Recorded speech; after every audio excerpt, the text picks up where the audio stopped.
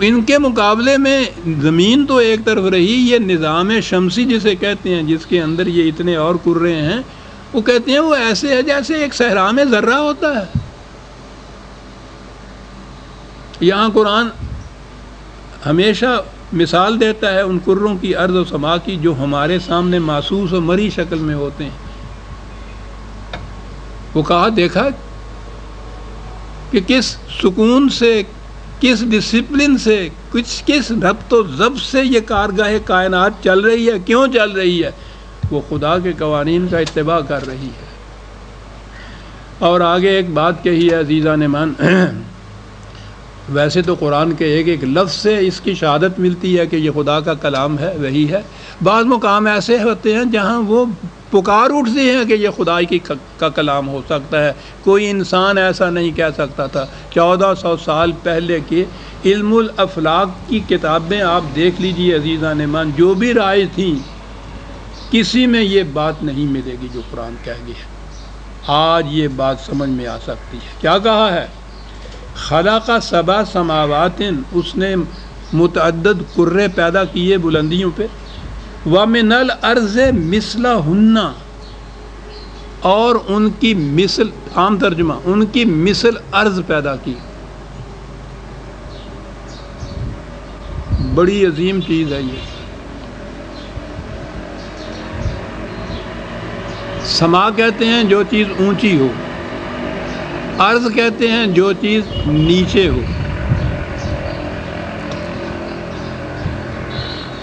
یہاں کہا ہے کہ ہر سما کے مثل ایک ارض ہے۔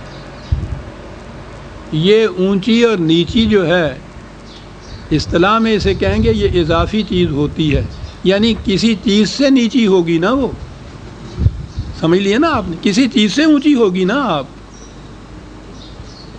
تین چیزیں اگر آپ اوپر نیچے رکھیں گے، درمیان کی چیز اوپر کی چیز کی نسبت سے نیچے ہوگی،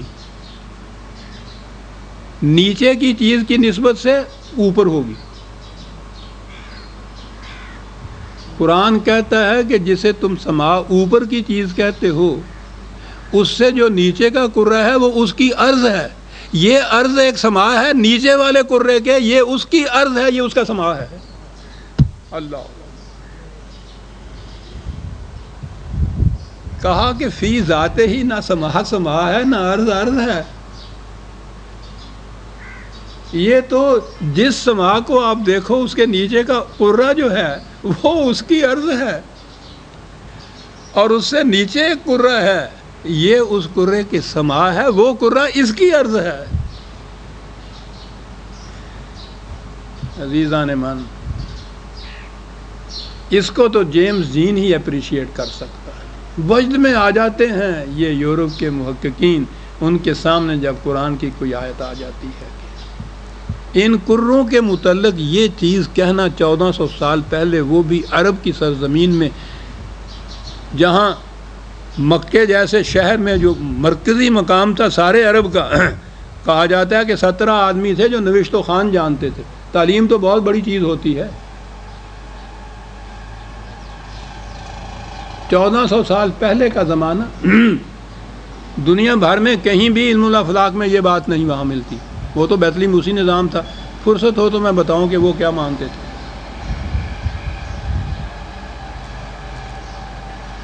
اس کے اندر عرب کا ملک کہ جو باقی ممالک کے مقابلے میں بھی اتنا کم درجے کی علم وہاں تھی، اس میں ایک فرد جو نبوت سے پیشتر ان پڑھ ہے، وہ شخص صلی اللہ علیہ وسلم،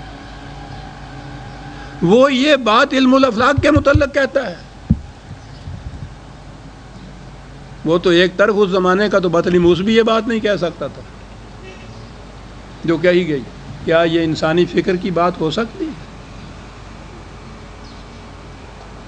آج یہ لوگ اس تحقیق کے بعد پہنچے کہ یہ جو کرے اس طرح سے یوں نظر آتے ہیں، یہ واقع ان کی کیفیت یہ ہے، اوپر ہیں، نیچے ہیں، نیچے والے سے پھر نیچے ہیں۔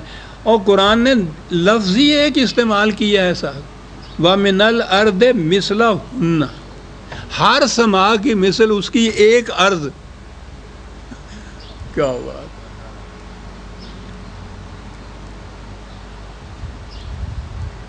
لا ریب، یہ انسانی فکر کی تخلیق نہیں ہو سکتا، خدا ہی یہ کہہ سکتا تھا جو خالق تھا ارض و سما کا، مثلہم۔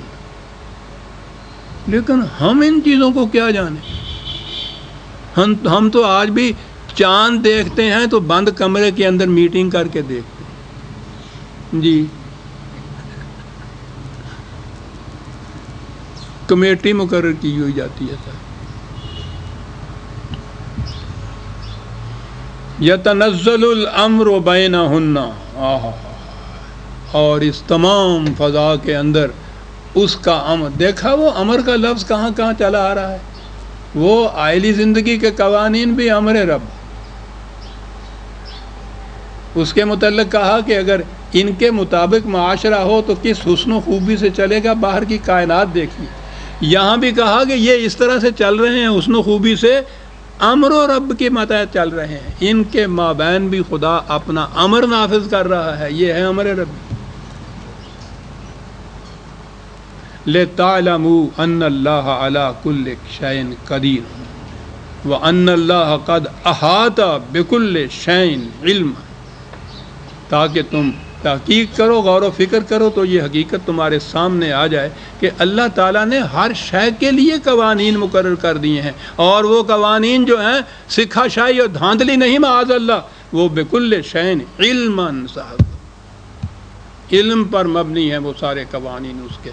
تو پوچھا یہ کہ دیکھو تو صحیح، جب باہر کے اتنے عظیم القدر جسوں کروں کے اندر جو اتباع کرتے ہیں خداوندی، یہ سکون و اطمینان ہے، اس کے ہاں کوئی ایسی کری نہیں ہے جو آ کے روئے کہ مجھے 3 دفعہ اس نے طلاق طلاق کہہ دیا اور میرا تباہ کر دیا مجھے۔ کائنات کے کسی کرے میں یہ بات نہیں آتی سر، وہاں کوئی کسی دوسرے کرے کو طلاق طلاق طلاق نہیں کہتا سر۔ کہا دیکھا ہمارا امر رب ان کے اندر چل رہا ہے، دیکھا کس طرح سے یہ نظام چل رہا ہے سر، اور اسی سے ان اللہ قد احاط بکل شیء علما، یہ قوانین علم پر مبنی ہے۔ کہیں کہا کہ یہ حکمت پر مبنی ہے، واضح ہے۔ ان چیزوں کے متعلق پھر میں عرض کر دوں کہ یہ نہیں کہ خدا نے کوئی اپنی صفات بیان کی ہیں، ہم ایسے ہیں، ہماری قوت ایسی ہے، بیان کیے ہیں کہ اگر ہمارے نام کے اوپر تم نے بھی کوئی مملکت کا یا حکومت قائم کرنی ہے تو اس کے قوانین کو ایسا ہونا چاہیے، علم پر مبنی ہو، حکمت پر مبنی ہو، جو پوچھے تم ایکسپلین کر سکو کہ ایسا کیوں قانون بنایا گیا ہے، اس کے نتائج قانون کے، اس قانون کی صداقت کی کا ثبوت بن جائیں۔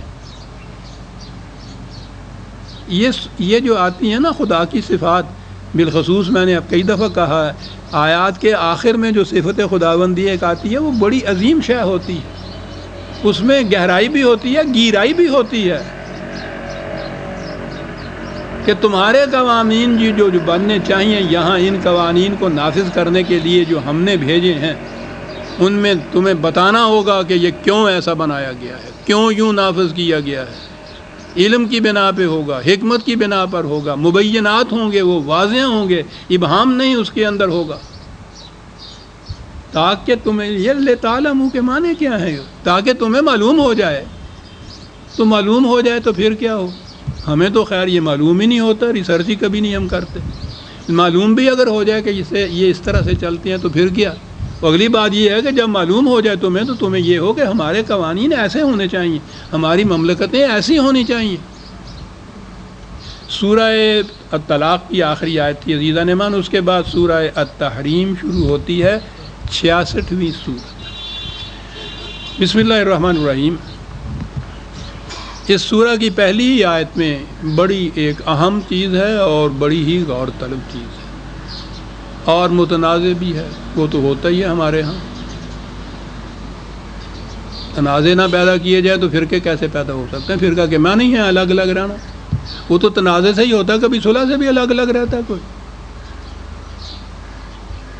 بسم اللہ الرحمن الرحیم۔ یا ایھا النبی، خطاب ہے نبی نبی صلی اللہ علیہ وسلم سے،